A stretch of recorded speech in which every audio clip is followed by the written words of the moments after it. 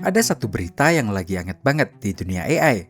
Pendiri Nvidia, Jensen Huang, tiba-tiba kasih statement kalau ada satu perusahaan AI yang menurutnya akan jadi the next big thing.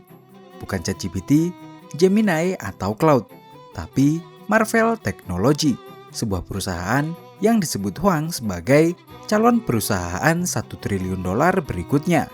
Sebuah perusahaan yang bikin Nvidia sampai naruh investasi sebesar $2 miliar di sana.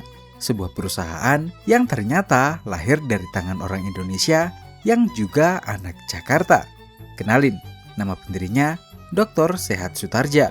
Jadi, apa sih yang bikin Marvell Technology bisa disegani di industri AI? Kok bisa pendirinya yang orang Indonesia justru jarang dibahas di mana-mana? Daripada penasaran, yuk langsung aja kita bahas di Room 49. Sebelum kita ngomongin perusahaannya, kita harus kenal dulu siapa the man behind the gun-nya.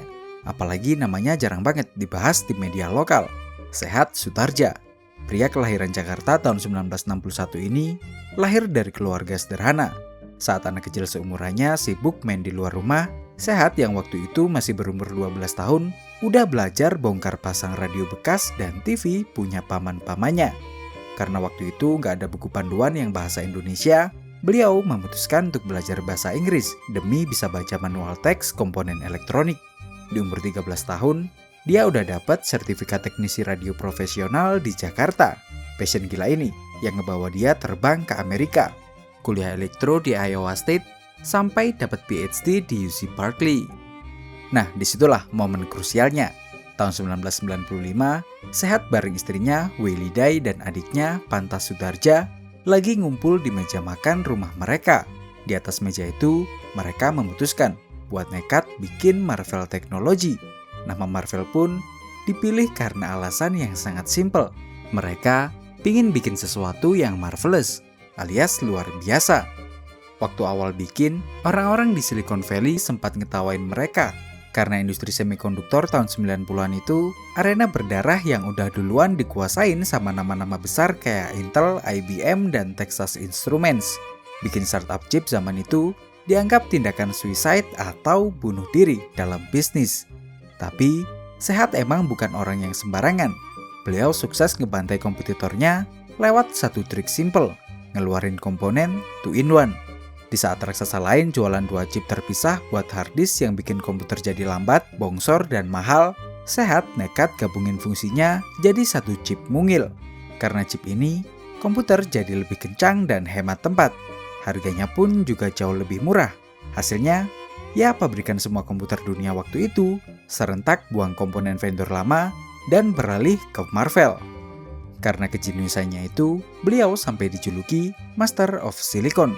Julukan itu lahir dari kebiasaannya yang sering menghabiskan malam di laboratorium buat ngoprek chip sampai hafal setiap jalur listrik yang ada di dalamnya. Nah, pertanyaannya sekarang, kenapa ya orang seberpengaruh ini justru jarang banget kita dengar di berita nasional? Ya mungkin karena industri tempat dia main, B2B Deep Tech infrastruktur, adalah industri yang jauh dari kata populer. Dia nggak bikin aplikasi yang ada logo lucunya di HP kamu. Dan yang jelas, dia juga nggak jualan gimmick marketing. Saat founder startup lain sibuk tampil di podcast, ngumumin putaran pendanaan, atau jadi wajah perusahaan, Sehat Sutardja justru lebih sering habisin waktunya di lab buat ngembangin chip yang kini jadi fondasi ekosistem AI modern. Pertanyaannya, perusahaan apa yang beliau bangun sampai chip buatannya kini jadi rebutan raksasa teknologi dunia? Yuk langsung aja kita bahas di chapter selanjutnya. Perusahaan ini nggak bikin Iron Man atau Captain America, tapi teknologi buatan Marvell yang ini dampaknya nggak kalah gila. Bahkan, sampai bikin CEO Nvidia, Jensen Huang, secara terbuka nunjuk Marvell sebagai calon perusahaan triliun dolar berikutnya. Nvidia bahkan rela nyuntik dana investasi sampai $2 miliar ke sana. Pertanyaannya, kenapa Raja AI sekelas Nvidia butuh banget sama Marvell? Untuk menjawab itu, kita harus bahas pelan-pelan. Jadi, gini, semua orang sekarang lagi FOMO sama AI. Kalau ngomongin AI, yang pertama kali melintas di kepala kita pasti nama-nama kayak ChatGPT, Cloud, atau Gemini.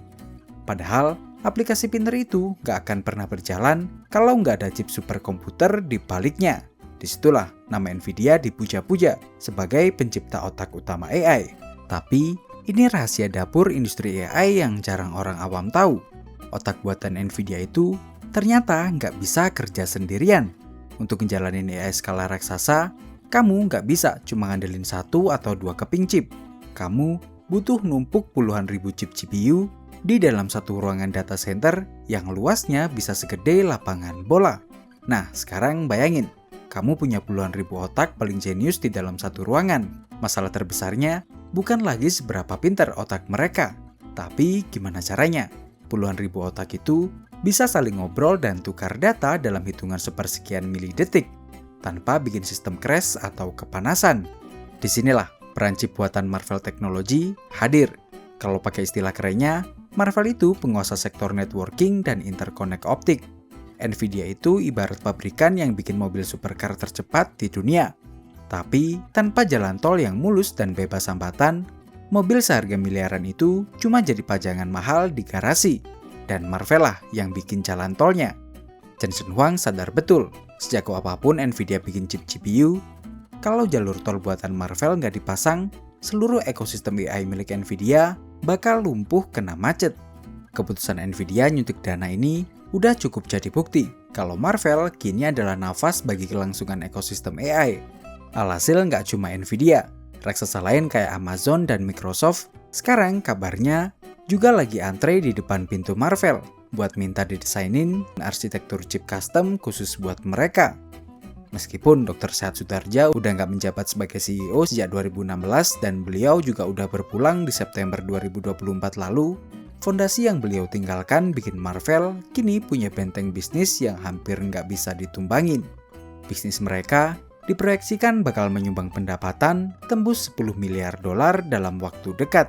Ini ngebuktiin satu pelajaran bisnis yang paling berharga dari Sehat Sutardja, yaitu di tengah booming AI, jangan cuma ikut berebut bikin teknologi AI.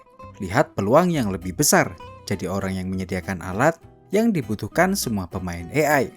Menurutku, cara beliau ini bisa diaplikasikan di bisnis apapun. Coba cari sesuatu yang lagi rame, lalu cari celah peluang apa yang lagi dibutuhkan, tapi belum ada yang eksekusi.